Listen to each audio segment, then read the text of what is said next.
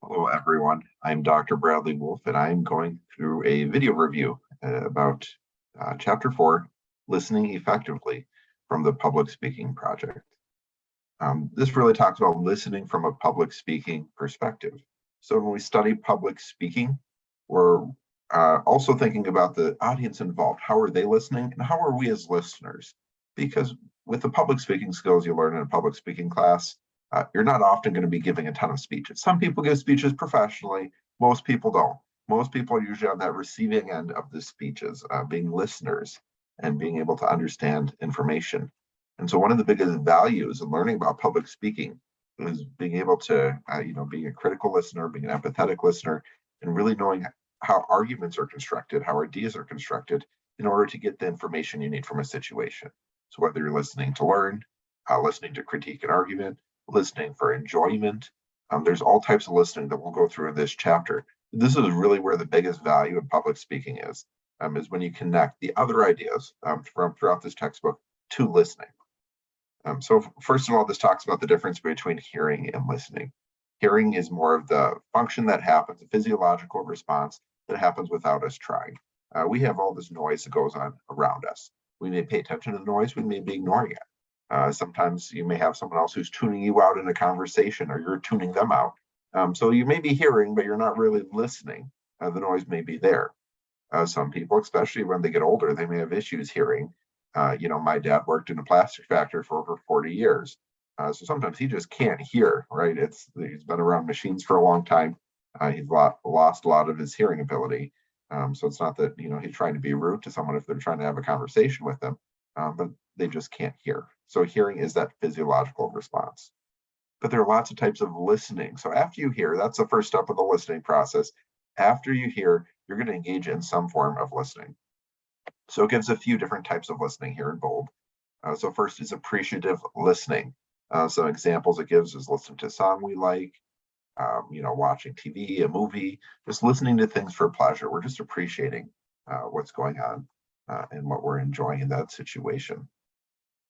If we're working on building our relationships with someone else, it's can be called relational listening. So listening to what your friend or family member is discussing, you're building that relationship. You're listening for the sake of that relationship. We look at therapists, counselors, and conflict mediators are trained in some empathetic or therapeutic listening, empathetic or therapeutic listening. And you can do that in a friendship as well. If your friend's having a difficult time, there may be an overlap where you're listening for the relationship and relational listening, but you're also being an empathetic listener by trying to support them in their situation that they're struggling with. We can also combine appreciative listening and relational listening. Maybe you're listening to your friend tell a fun story from their day. So you're really appreciating it. You're appreciating what's going on. You're being entertained. You're doing it for pleasure, but you're also building that relationship. The last type of listening talks about here is informational listening. So whether you're listening to a teacher in a classroom setting, a pastor at church, you're just listening to the news, those are all types of informational listening. So there's a lot of different reasons why we listen and types of listening we can engage in order to see what's going on around us. But first step again is hearing. And then if you hear something, then you can listen to it and listen to it in a variety of ways. We can build those skills in a lot of ways. I know I have a friend who's a counselor. So she talks about building her empathetic and therapeutic listening skills by focusing on the emotions in the conversation. What emotions is this person going through? Not everyone discloses their emotions readily or even has a good emotional vocabulary to describe what's going on. So being a good empathetic or therapeutic listener may mean being able to pull out some of those emotions without the person saying it directly. So it's really thinking about how can you build these different types of listening skills in your life. That's something you're interested in. The next section here talks about the value of listening. So there's a lot of values in listening. As you should know, you appreciate when other people listen to you. So there's a lot of value in those relationships. But there's a value to yourself to being a good listener and listening to other people. So first talks about the academic benefit, right? This is a chapter from a textbook. So of course, they're going to put academic benefit first. The college students, K-12 students, you're listening, you're gaining knowledge. It doesn't need to be a formal classroom either. If you're listening on the job, you could also be engaging and getting some academic benefit. I think there's a lot of knowledge gained in the workplace through hands-on work. The second type of benefit here talks about the professional benefits, so we're listening in the workplace more specifically. But I think there's an overlap between academia and the workplace. Certainly, I think when I teach communication skills, they're very valuable for the workplace, and that's one of the reasons I decided to teach in this field. So definitely, there's it helps your life and relationships as well. But definitely, there's an academic benefit, and we can gain knowledge in many places. It doesn't just need to be in a formal classroom in order for it to have an academic benefit of listening. So second, talk specifically about the professional benefits. So it says listening skills help connect you and create better leadership. So if you're in a leadership position and you're listening to people around you, right, you're making decisions, you have a lot of influence in that organization, you're going to be able to better understand the situation. You're going to be able to, change your perspective or change other people's perspectives. So I think one of the benefits if you're being a persuasive speaker, generally speaking, that knowing your audience and knowing people who disagree with you, taking the time to listen to people who disagree with you can help you frame your arguments better, frame your arguments in a way that they understand. I think this is really one of the ways our society is lacking right now in the United States, is that we have a lot of people who want to talk and who want to push forward their perspectives, but not enough people who want to listen to those other perspectives and listen to the differences and figuring out some of the nuances and where there may be some overlap and maybe ways to connect what I believe with someone who disagrees with me, right? And so just being able to listen to the other side is a huge benefit. But just regardless if you're disagreement or not, you can all be on the same page. You're going to need to listen to be on the same page, actually. You're going to, even if you're in agreement, if you're not listening to each other, you may not know you're in agreement. I've seen that kind of a pseudo argument where people are arguing with each other and they're disagreeing and they think they're disagreeing when really they're on the same page. They're just talking about the same issue in a different way, but neither of them's taking the time to listen to the other side and understand where they're coming from. So this is talking about even in an interview, right? These interview skills, being an effective listener. If you're really nervous at the job and you're having trouble paying attention to what they're saying in the final interview, and then they ask if you have any questions. Again, if you were a good listener, you may have some thoughtful questions to be able to ask in that situation. If you've studied the job and understand the company to some extent, you're going to have some questions that you can bring forward at that interview stage. I used to think that asking questions, right? If I did my research about this job and position, why would I want to ask a question? Right? That's going to make me sound stupid or I didn't do my work. But there are things you can learn and you might ask questions about those nuances and you can get very specific. And it shows, it's a way of showing, hey, I've done my research. I've come prepared to this interview and I'm going to ask a good question. So listening skills, being able to listen and absorb information from around you can help you be a better speaker in a variety of settings. And then there's the personal benefits, of course, to listening in your relationships, friendships, even workplace relationships. You're going to have a lot of personal benefits. So this talks about a communication loop between the speaker and receiver. The speaker shares message with the receiver, and the receiver aims to interpret and understand the message. And so again, it's a loop, a feedback loop. Again, if you're listening to each other, you can know if your message came across. Sometimes in public speaking, we're looking for that audience reaction to say, hey, is the audience listening to me? Do they understand what I'm saying? Or do I need to adjust how I'm sharing this information? So that's a little bit about different, some of the cat stuff. Let me get off here. It's a little bit about, again, listening. We have overhearing. Okay, where you got to get down. Talked about the value of listening. That's what we're, the value of listening. So now the next section talks about active listening. So active listening can be applied in a variety of situations, as we've covered. So it talks about 3 A's of active listening. So first is attention. We need to make sure we're paying attention to the situation. Again, you can hear something and not be paying attention. So that first step is paying attention to the speaker, to the person you're listening to. And maybe getting rid of some of that noise in your mind. A lot of times we have thoughts, we may be hungry, you may have other feelings going on. So being able to separate that out and focus your attention fully on the speaker is good. Sometimes it may mean, hey, I need to go get a snack so I can focus a little better. Or, hey, I'm really tired right now. Maybe we should have this conversation tomorrow. Or let me have a chance to rest. Or I just came home from work and have all these things going on for my work. And you just give me 15 minutes to calm down and then we can have this conversation. So really being able to focus our attention, on the person we're listening to. The next A is attitude. So having a good attitude is always important.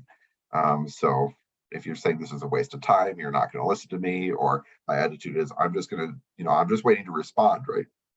I'm listening to respond instead of listening to understand. I have an attitude that I'm trying to win this argument instead of having an open mind. That can be the wrong attitude in order to actively and effectively listen.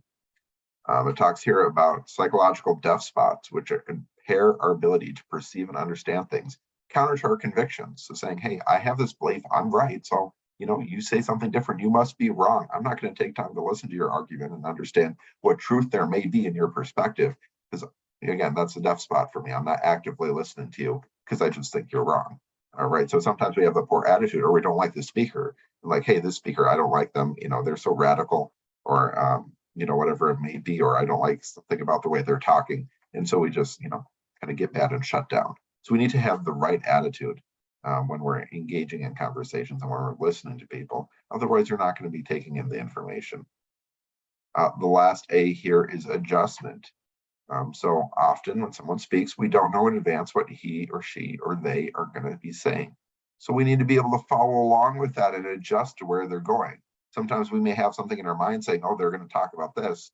And if we're focused on what's in our mind, instead of listening to the other person, allowing them to take us there, we're going to, again, maybe be skipping ahead and maybe going in the wrong direction and not following along with what they're saying. So it's really important to adjust to where the speaker is taking us and where that other person, whether it's conversation, whether it's a public speaker, allow them to have that space.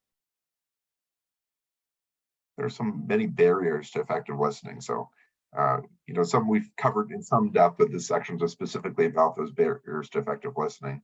So first is anticipating, which is what I just talked about. We may be anticipating what they're going to say, but it can distract from listening, right?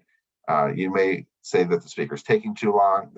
They could be a bad speaker. They could be taking too long. That may be a legitimate thing going on, and it may be a barrier to your effective listening. And you don't have control over that barrier because they're going to talk the way they talk. But again, being able to set that aside, we still have some control in the situation. Again, right, it's not about blaming other people. It's about taking responsibility for ourselves as a listener. What can we do in that situation? So it says here, the only answer is humility and recognizing there's always something new to be learned. So even if the person's long-winded or you think they already know what they're going to say, there might be something new there that you can take value from. So take time just to understand it, or even understanding how other people talk and how they communicate may be helpful. So that can be a distractor from listening. Anticipating can be. Judging can also be one. A barrier, I talked about this a bit before. If you're judging someone, oh, they made a mistake, they mispronounced a word, must not be very intelligent. I read a lot. I learn a lot from reading. And so sometimes I mispronounce words or I add an extra syllable in there. But again, that doesn't mean I'm stupid, right? It doesn't mean someone else is stupid if they don't know how to say something right or say it a different way, just pronounce it different. Again, just making those small mistakes, even if you know how to pronounce the word, we all make mistakes. We all have little hiccups. I know sometimes people are distracted by verbal fillers. We talk about that a lot, and especially, introduction, for public speaking classes, those verbal fillers. And like saying, oh, they said and ah too much. They kept saying like. Well, again, what's it have to do with the content of their message? Right, you're judging them. That is a distraction. It is a barrier to listening. But we can control our own judging, right? We have some control over that and be able to set that aside. So stop, looking at this. It says a listener might judge the speaker based on superficialities. So really, focusing too much on delivery or personal appearance can be valuable things. If we look at, professional speakers or speaking tournaments, they really care about delivery and personal appearance. They are important.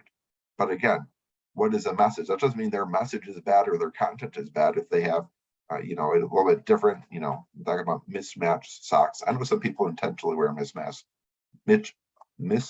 socks. My mom does that.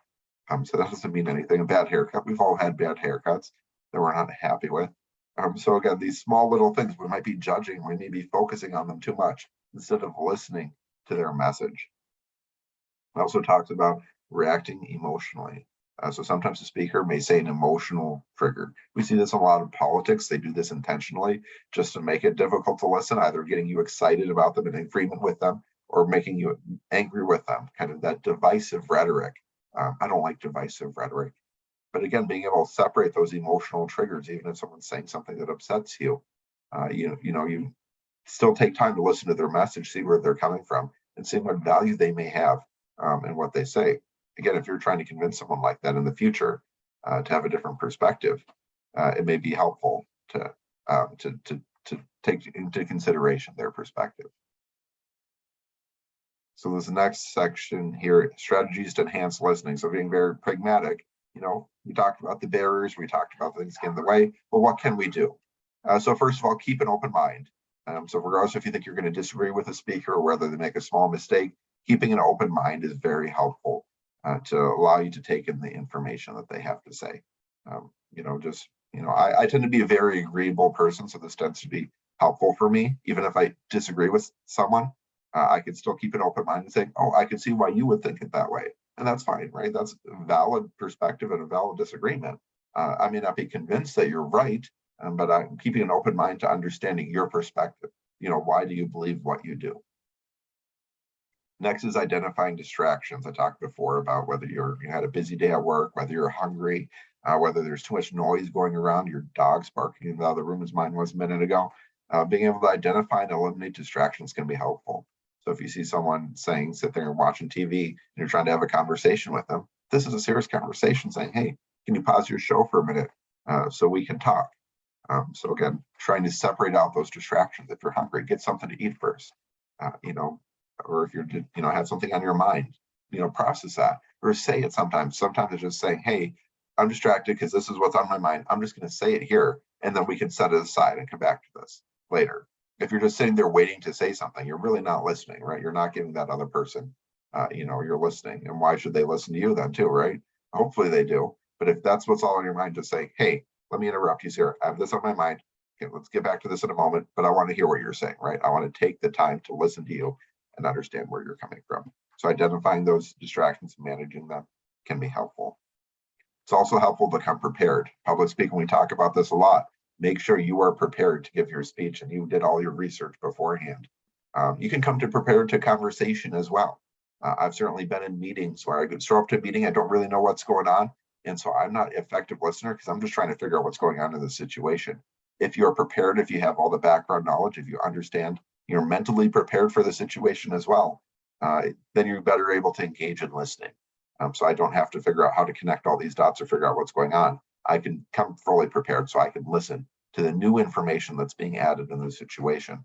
If you didn't read them, again, go to a meeting, I go to a lot of meetings, sometimes information sent out beforehand. If you don't read that information beforehand, you may be lost and you may not be able to listen as actively as you'd like to. So coming prepared and just coming prepared, whether again, it's to the meeting, to a job site, knowing where you're showing up for is very important. This also talks about taking notes, and I recommend doing handwritten notes. The typing uses, it can be helpful again just to have notes to reflect on, but the handwriting, something with getting that, motion in the hand helps your memory, keep the information going. You don't have to write everything down. You don't have to write down their speech word for word that you're listening to. But if you want to do that, use a tape recorder. Ask the speaker's permission and record their speech if you think you want every single word. Sometimes, reporters or people who are interviewing you would do that, would take notes on every word. But often you'll just jot down the main ideas or things you want to think about. Sometimes if I'm in a situation listening to someone, taking notes can be helpful. I have some notes right here next to my computer of things that I wanted to do, like, because of this meeting, I need to do this. I want to implement that. I need to contact this person. I write it down so I can focus back on the conversation. So again, it's getting the ideas out of your mind, putting them down somewhere. And it also gives you notes to reflect on if you're trying to remember something from that conversation. Again, being an active listener, you may want to refer back to your notes in this situation. So this next section is providing feedback to the speakers. Regardless if you want to or not, you'll be providing most speakers with some sort of nonverbal feedback. Even if you're listening to an online lecture over Zoom where your camera's off, by having your camera off, you're communicating something, right? In some way, you're communicating something to that speaker. I've certainly presented online. I've watched speeches online, and people get a little upset if there's. I don't get too bad. I'm used to it. But some people really like that engagement and like seeing the other people. That's a lost part of online communication, which we can have. We can have it if those cameras are on. So if your cameras are on, or if you're giving a speech in person, you'll have that nonverbal feedback that you'll receive as a speaker, or you'll be giving nonverbal feedback. So if you're nodding your head, again, if you're taking notes. I had one teacher said, if you're in class, just have a notebook and a pencil out on your desk. Even if you're not taking notes, you're communicating something to that instructor, that, their class is worthy, the things you're saying are worth taking notes, even if you're not doing it. Whereas if you just have your desk nice and clean and you're just sitting there staring at them, again, how actively engaged are you? So those small nonverbal things. So, we talk about nodding, we talk about making eye contact, not being on your phone. If you're sitting there on your phone the entire time, you're certainly communicating a message to the speaker there. So there are a lot of ways to be active listening and showing that nonverbal feedback. And again, checking yourself. So are you being distracted by something else? What ways can you communicate better the way you want to communicate to that speaker? Not having side conversations as well. Sometimes that happens. People can see whether non-verbally or verbally you're having side conversations. It can be a distraction. Then there's verbal feedback. So some speakers like the verbal feedback at the end of the presentation. Some people just, appreciate popping it in.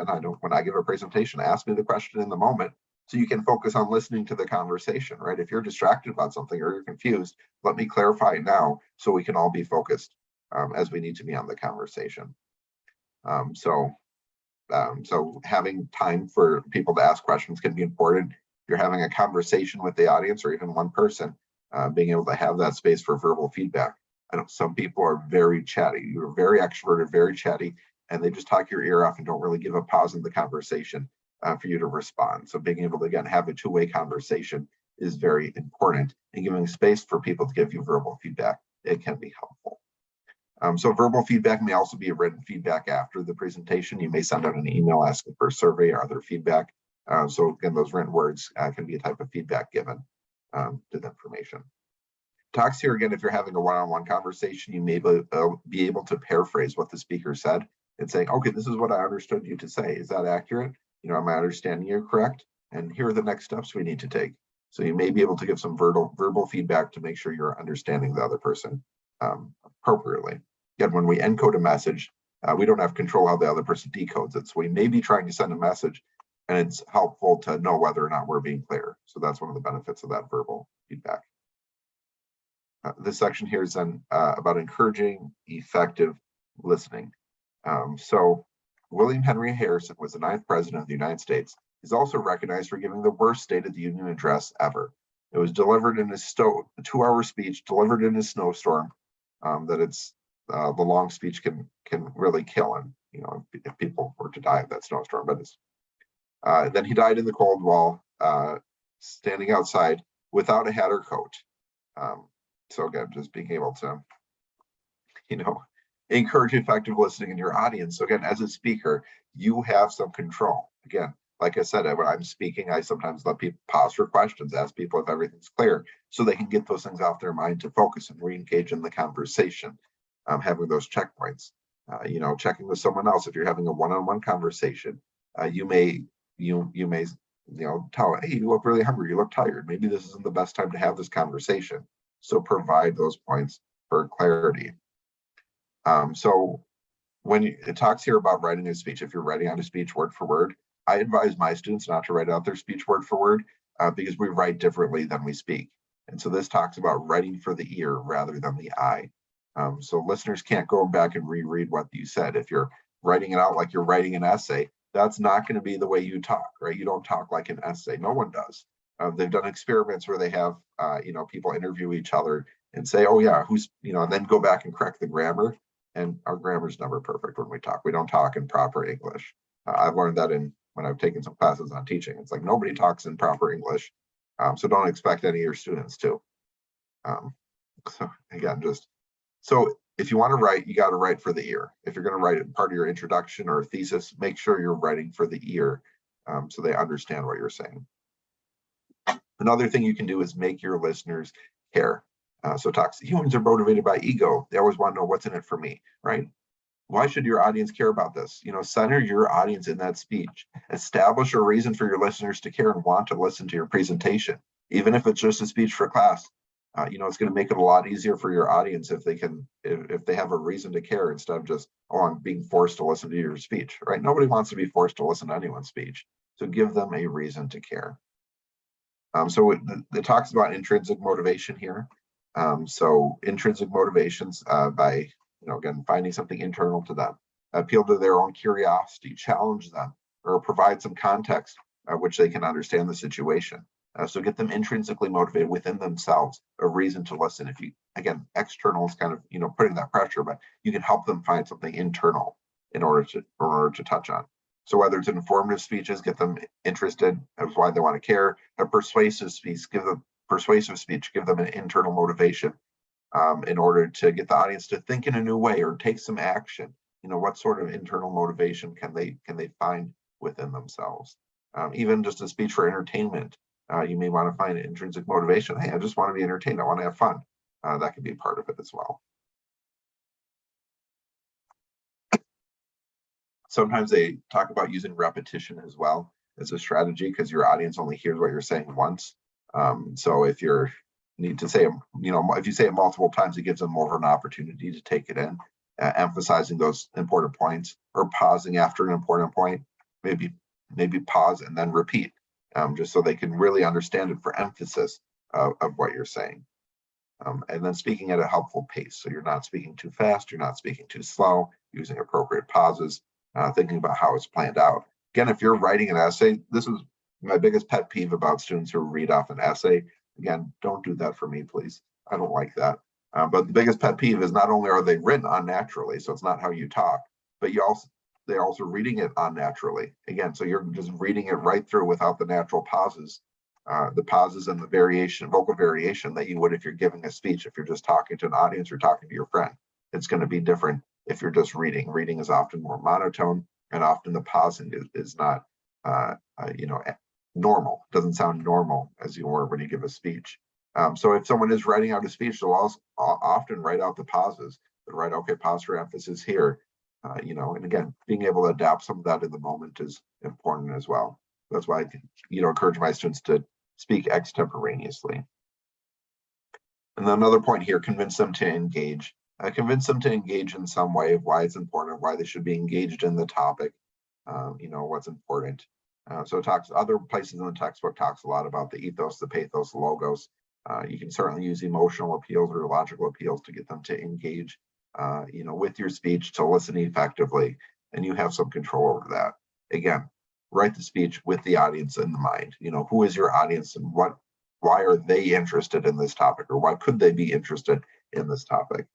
That's where it's important. So in conclusion, so listening is a very important skill to use both in public speaking and in life. It's important to understand how your audience is going to listen to your speech as a speaker, and you're going to be listening to lots of speeches. Whether it's just listening to the news, listening to a conversation from a friend, you're going to engage in a lot of listening. So it's good to be aware of your own listening skills and the barriers to listening that are, in the world around you. Some of them you have control over, some of them you don't, but it's good just to really think about listening. To me, listening is one of probably the most important skill in communication, is being able to listen to another person so we can frame our arguments better. We can have, constructive conversations and just civil relationships. I love that relational listening aspect as well. So there's some activities here, some definitions that you certainly can read through. I didn't cover all the details or examples they gave in the book, so you're feel free to read through those yourself. But this is a video overview of listening effectively from the Public Speaking Project. Thank you for listening to me during our time together here.